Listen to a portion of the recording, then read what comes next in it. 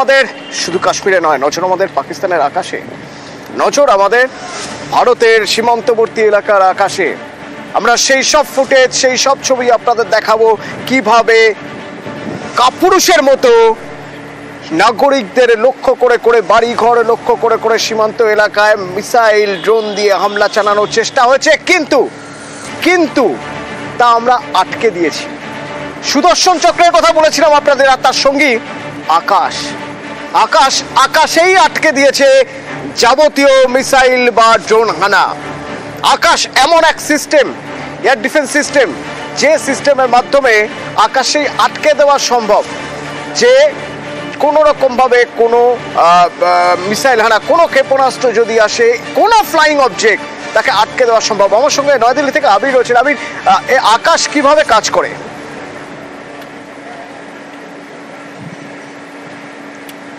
প্রথমত হচ্ছে ভারতীয় প্রযুক্তিতে এটি একটি তৈরি, এবং এই আকাশ বা আকাশ তীর এটিকে ব্যবহার করা হচ্ছে একেবারে রাজস্থান থেকে শুরু করে কাশ্মীর পর্যন্ত একাধিক জায়গাতে।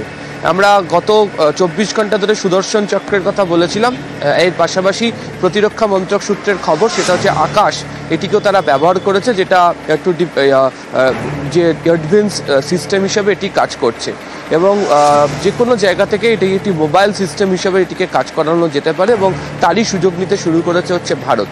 এবং ডিআরডিও যখন এটি তৈরি করেছিল, তারপর একাধিক জায়গা জুড়ে পরীক্ষা হয়েছে, এবং প্রায় 2000 কিলোমিটার অংশ জুড়ে কার্যত এটিকে দিয়ে কাজ করানো হচ্ছে। এবং এর যা ক্ষমতা, সেটা হচ্ছে 45 কিলোমিটার দূরে থাকা কোনো যে বিমান বা ড্রোন, তাকে চিহ্নিত করে তাকে ধ্বংস করে দেওয়া বা নিষ্ক্রিয় করে দেওয়ার যে ক্ষমতা তাকে রাখে। তুমি জানো অতনু, যে গতকাল জম্মুতে যা শুরু, পরবর্তী সময় আজকে ভোর পর্যন্ত, জয়সালমীর পর্যন্ত যেভাবে একাধিক জায়গা জুড়ে পাকিস্তানের তরফ থেকে ভারতের উপর ড্রোন দিয়ে হামলা চালানোর চেষ্টা করা হয়েছিল, তাকে এভাবেই রুখে দেওয়া হয়েছে। এবং প্রতিরক্ষা মন্ত্রকের বক্তব্য যে তাদের হাতে এই মুহূর্তে যে সমস্ত অত্যাধুনিক সরঞ্জাম রয়েছে, তা দিয়ে পাকিস্তানের তরফ থেকে যেভাবেই আক্রমণ করার চেষ্টা করা হোক না কেন, তারা সেটাকে প্রতিহত করে দেবে। পাল্টা ভারতীয় সেনার তরফ থেকেও বলা হচ্ছে যে পাকিস্তানের কাছে যে ধরনের এয়ার ডিফেন্স সিস্টেম ছিল, সেটাকে কার্যত ভারত নিষ্ক্রিয় করে ফেলেছে, এবং সে কারণে ভারত পাল্টা আক্রমণ চালানোর যে প্রস্তুতি বা প্রত্যাঘাত করে ফেলতে পারছে।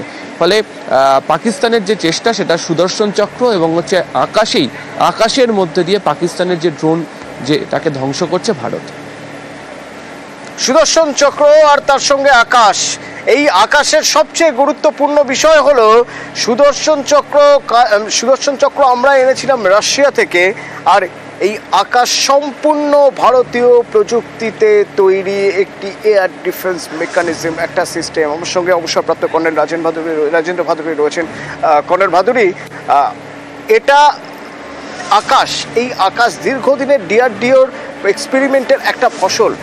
এই আকাশের সাফল্য নিয়ে আপনার কাছে একটু জানতে চাইব, কারণ এই আকাশের জন্যই গতকাল আকাশেই নষ্ট হয়েছে পাকিস্তানের যাবতীয় কারিকুরি।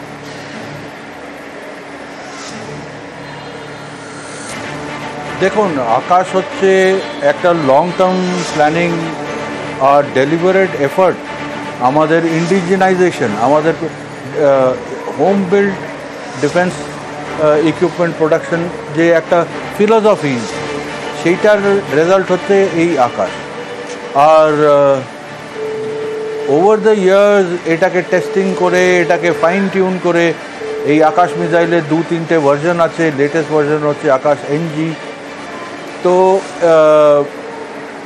এখন ফাইনালি ওটাকে, এতদিন টেস্ট ফায়ারিং হতো, এখন live firing, live target engage করে দেশের ডিফেন্সে এখন কাজ দিচ্ছে, আর এটা ডেমনস্ট্রেট করছে যে এটা কীরকম দুর্দান্ত একটা সিস্টেম আমরা তৈরি করেছি আমাদের জন্য।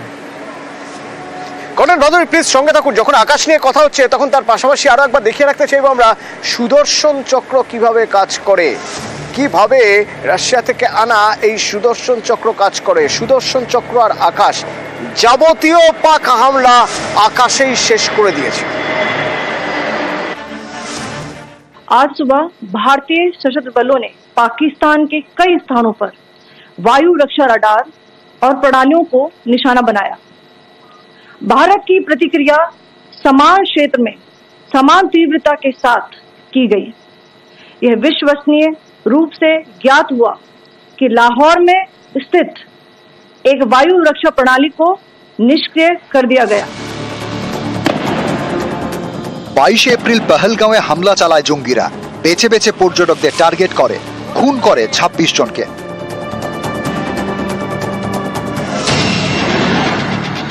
এর 15 দিনের মধ্যে ভারতের বদলার নাম অপারেশন সিঁদুর। বেছে বেছে এক এক জঙ্গি ঘাঁটি ধুলোয় মিশিয়ে দেয় ভারতীয় সেনা।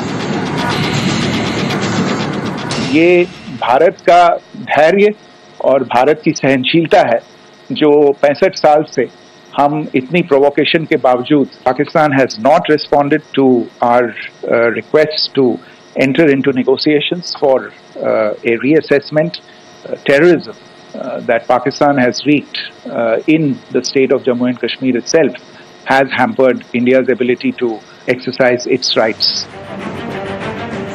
ভারতের বদলায় লেজায় গোবরে পাকিস্তান, কি করবে নিজেরাই জানে না, তাই ভারতের সীমান্তে নিরীহদের টার্গেট করছে। এতে বেশ কয়েকজনের মৃত্যু হয়েছে। এরপরেই ফের পাকিস্তানে হামলা, লাহোরে ধ্বংস করে দেওয়া হয়েছে তাদের এয়ার ডিফেন্স সিস্টেম। भारत की प्रतिक्रिया समान क्षेत्र में समान तीव्रता के साथ की गई। यह विश्वसनीय रूप से ज्ञात हुआ कि लाहौर में स्थित एक वायु रक्षा प्रणाली को निष्क्रिय कर दिया गया। পাকিস্তানের মোট 9টি শহরে 25টি ড্রোন হামলা, লাহোরের বিমানবন্দরের বাইরে বিস্ফোরণ, করাচিতে বিস্ফোরণ, রাওয়ালপিন্ডি স্টেডিয়ামেও বিস্ফোরণ, বাতিল হয়ে যায় পাকিস্তান সুপার লিগের cricket match. India has undertaken yet another blatant military act of aggression against Pakistan by sending Harop drones at multiple locations.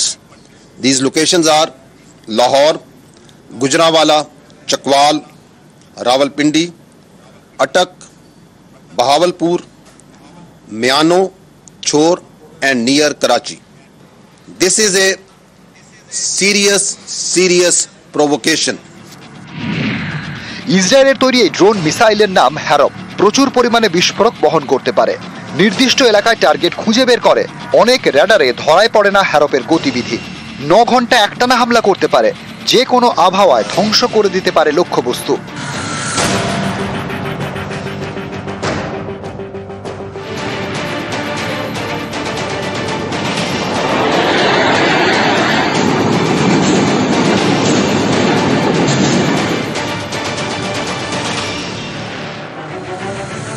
ভারতের বদলা, এরই মধ্যে পাকিস্তান পাল্টা দিতে গিয়ে ফের লাজে গোবরে।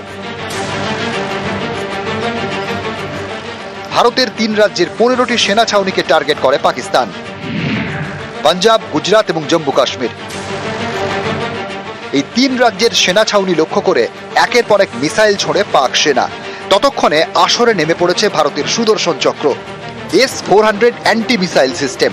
সুদর্শন চক্রে ছিন্ন ভিন্ন হয়ে যায় পাক মিসাইল।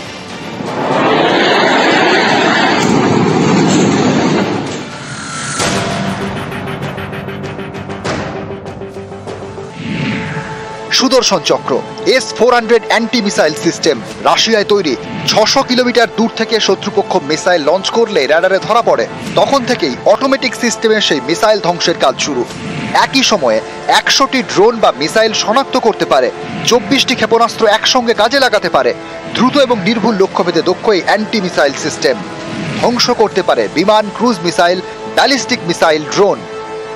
এই সুদর্শন চক্রে ছিন্ন ভিন্ন পাক মিসাইল।